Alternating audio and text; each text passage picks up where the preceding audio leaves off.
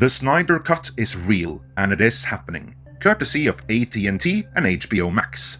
That cannot be stressed enough, because if it was up to Warner and their DC outfit, you would, probably, never have gotten it. I pressed that point in the previous video on the matter, because no matter how vital it may be, it was completely buried in the first news cycle around the topic. But now, more seem to be coming around to this conclusion as well. In this editorial then, I will go through some of that coverage, reiterate and add some information as to why Warner and DC did not, and more importantly, still do not want to release the Snyder Cut. From there, I'll move into something we've seen more and more as of late, the resistance to the Snyder Cut.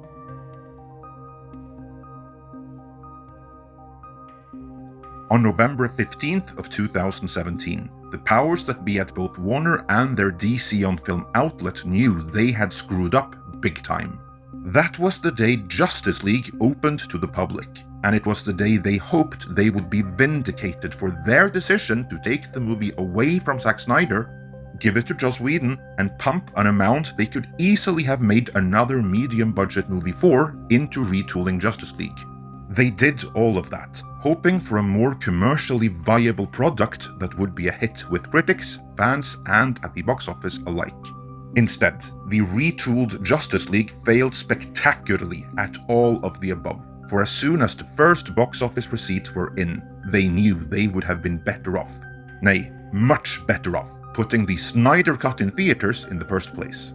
They didn't want anyone else to know this, of course, which is part of the reason why Warner's DC operation wanted to bury the Snyder Cut forever after, right up until AT&T overruled them and announced their intention to finish it up and release it on HBO Max anyway. In an article published May 23rd, Screen Rant captures the essence of Warner and DC's unhappiness with the release of the Snyder Cut. The article reads, "While DC fans are rejoicing at the prospect of a Justice League do-over, DC is certainly not happy with that move. The choice to spend anywhere from 20 to 30 million to complete the Snyder Cut and air it onto a streaming platform is not only an unprecedented move for the industry, but is also a backhanded message to the DCEU's leadership team that threatens to undermine the entire franchise. The decision may make sense from a marketing perspective, but socially, producing and releasing the Snyder Cut for HBO Max affirms the growing public disapproval of Whedon's involvement in the project, and is therefore an implicit condemnation of the DCEU's direction since Snyder left in 2017. This is, in not so many words, essentially what we have been saying too. The release of the Snyder Cut threatens to expose the gross mismanagement of everyone involved with Warner's DC operation and how much they have lost the company both in money and in prestige. Kevin Tsujihara is already gone, but Toby Emmerich is still there, and he and many others with him could still be ousted over this. The article continues. The decision to hand over Justice League to Whedon followed the divisive response to Snyder's previous DCEU entries Man of Steel and Batman v Superman: Dawn of Justice. It was no real surprise then that Whedon, who had great success writing and directing Marvel's Avengers movies, opted to rewrite and reshoot the movie. Given Snyder's track record at the time, Warner Brothers supported this new course of action. In fact, Jeff Johns, who was then co-running the DC Films division, had previously indicated that the DCEU would change to impart more optimism on its characters following the success of Wonder Woman. And Whedon was already involved in Justice League prior to Snyder's departure. Here I would like to add something that's not in the article, namely, Joss Whedon was involved because Jeff Johns brought him on. Moving on. Further complicating the matter is the reports that Justice League suffered script issues long before Whedon took over. The poor performance of Batman v Superman led Warner Brothers to push for script revisions while production was already underway. Various parties were involved in the writing process, with Johns reportedly spearheading an effort to revise the movie while it was being made. Warner was even said to have held a footage summit to get feedback from outside writers because the executive team was so dissatisfied with Snyder's work. Based on the production history alone, Warner Brothers never wanted Snyder's vision of Justice League to be released. The executives meddled with the project before Snyder stepped down, and then used his exit to produce the movie they wanted, all while avoiding delaying Justice League's release. If I may, I would like to add something else, which is also not in the article.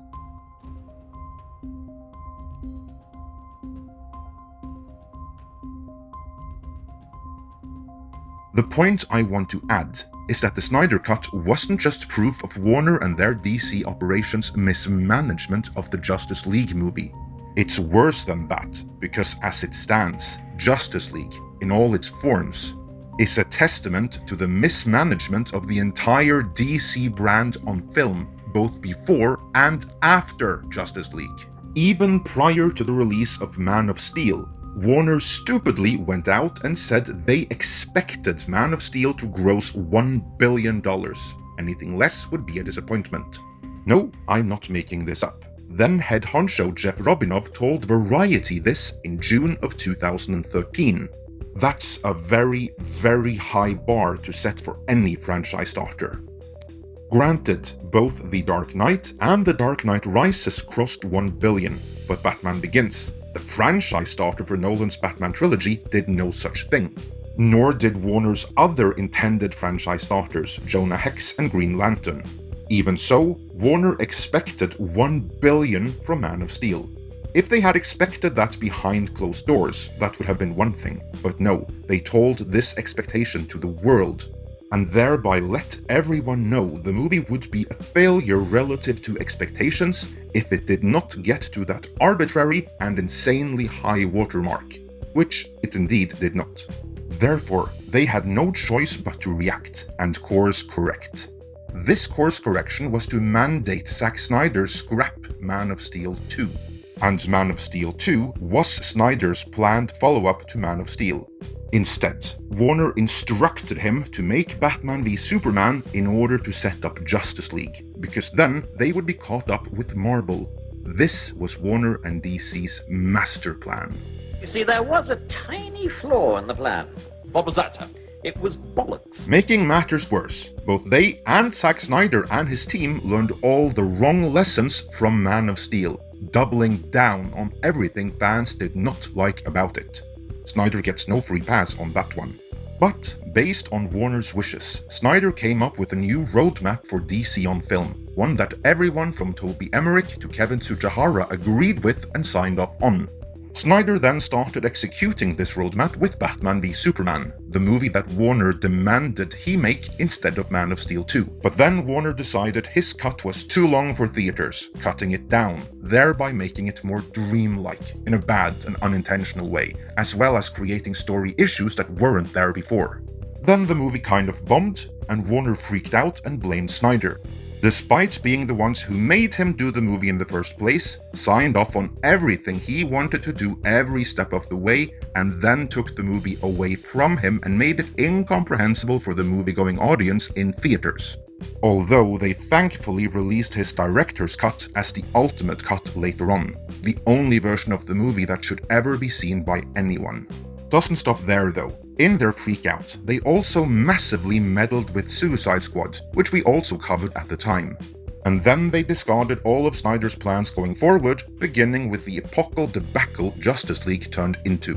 Since then, the two subsequent DC regimes have put out one hit and one dud each. The Johns and Berg regime greenlit a hit with Aquaman, a Snyder legacy movie, but struck out with Shazam, one of theirs. Walter Hamada knocked it out of the park with Joker, but struck out with Birds of Prey, which would appear to have been the wrong spin-off movie to follow the aforementioned Suicide Squad. That takes us right back to the Screen Rant article. Furthermore, HBO Max releasing the Snyder Cut is going to complicate and potentially undermine the current DCEU plans, especially in regards to continuity. Online discussions are already raising questions about what is and isn't canon once the Snyder Cut goes public. That's a fair point, although I don't think that is their biggest worry. What I think the current regime are far more worried about is the Walter Hamada greenlit Matt Reeves directed Batman reboot starring Robert Pattinson, because as of now, that is still set to be released in the same year as the Snyder Cut.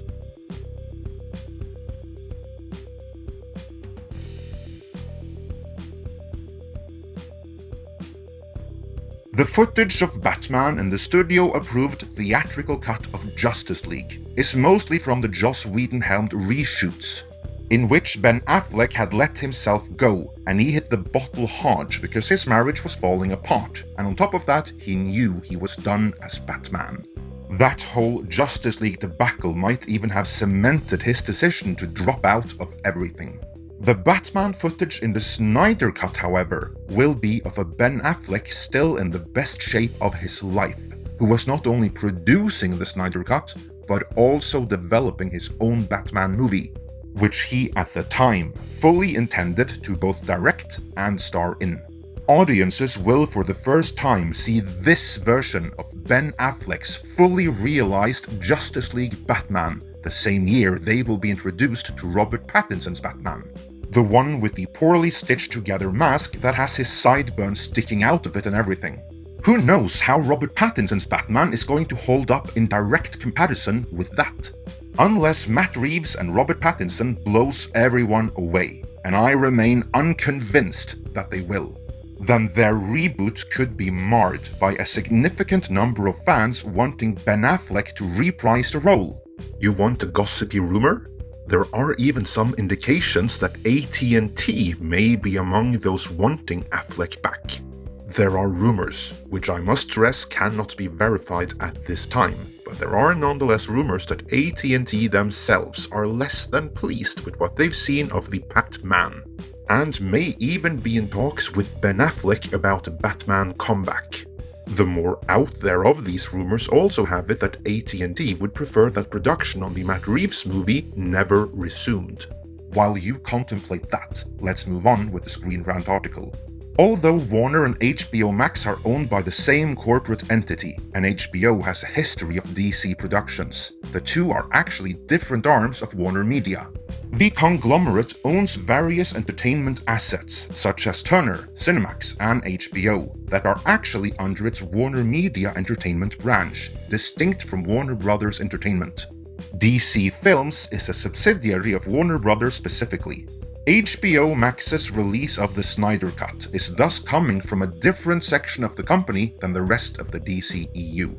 What sort of complications the Snyder Cut will raise in regards to ownership rights and canon within Warner Media, if any, is at this point unknown. However, the decision to essentially remake a movie produced by one arm of a company by another separate division is an unprecedented move that is sure to have future repercussions for the entertainment industry. It is unprecedented that it has happened this overtly, but it is not without parallel. Case in point, Lucasfilm. Bob Iger has brought in Marvel guys who have proven they can deliver the goods to right the ship at Lucasfilm. They don't do it while wearing their Marvel hats, no, but even so, Kevin Feige is producing a Star Wars movie, Jon Favreau is writing and producing The Mandalorian, and Taika Waititi also has a project set up, so yeah.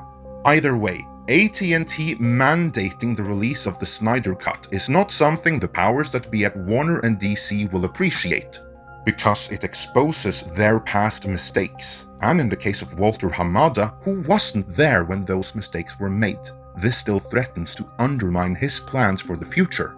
A plan which was all about moving further and further away from Snyder.